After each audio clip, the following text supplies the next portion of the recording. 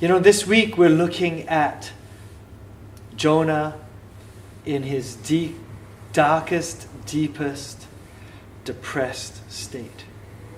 He's been thrown overboard from the ship that he boarded to flee away from God.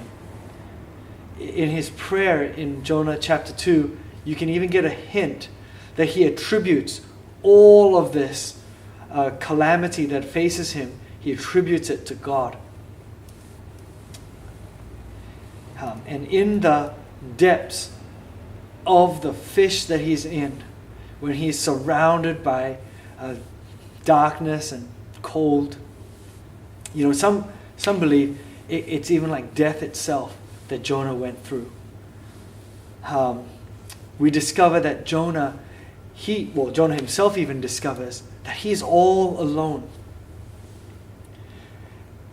One of the things I've discovered is that there is, as a pastor who regularly counsels other people when they go through tough times, I've discovered that there's only so much that one human can help another human.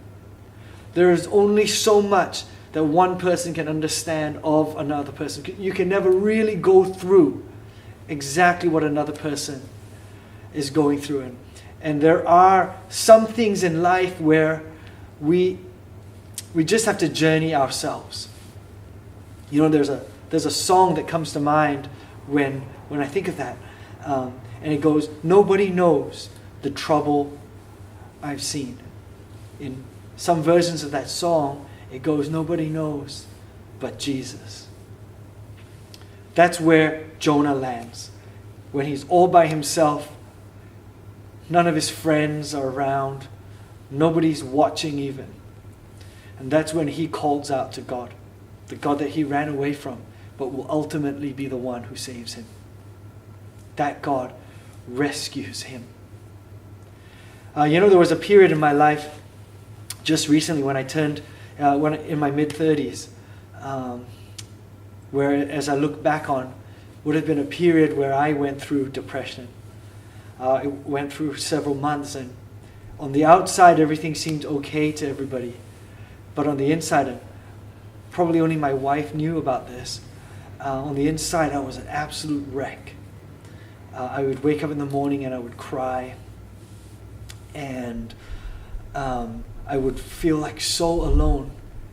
And even though I had many friends, I felt like even the ones I shared it with could not really understand what I was going through, because I could not explain what was going on inside of me. As we do this topic today, I hope that you would come to the same realization that I have, that even our closest friends can never replace the place of God. Inside of us, there is a yearning for God. There is a spot that only God can fulfill. And even though we pursue happiness and we pursue our own things, ultimately we can sometimes get to a stage where we're so depressed and so sad about it, that the things that we have, we surround ourselves with, just don't catch up. A wise man, St. Augustine, said this many, many years ago.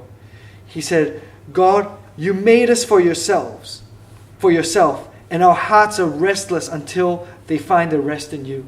And then several years after that, Pascal said this: "All men seek happiness. It is the motive of every action of every man, even those who hang themselves." Then he went on to cite humanity's endless sighs and groans as a confirmation that nobody ever really satisfies the innate desire for God. All complain, princes and subjects, noblemen and commoners, old and young, strong and weak, learned and ignorant, healthy and sick, of all countries, of all times, of all ages, of all conditions. Such universal dissatisfaction should convince us of our inability to reach good by our own efforts, Pascal says. But it's a lesson that we fail to grasp, And thus, while the present never satisfies us, experience dupes us. And so onward we stumble from misfortune to misfortune. By ourselves, we're not going to be able to fix what is innately broken. And that's why God is so infinitely gracious that He has rescued us.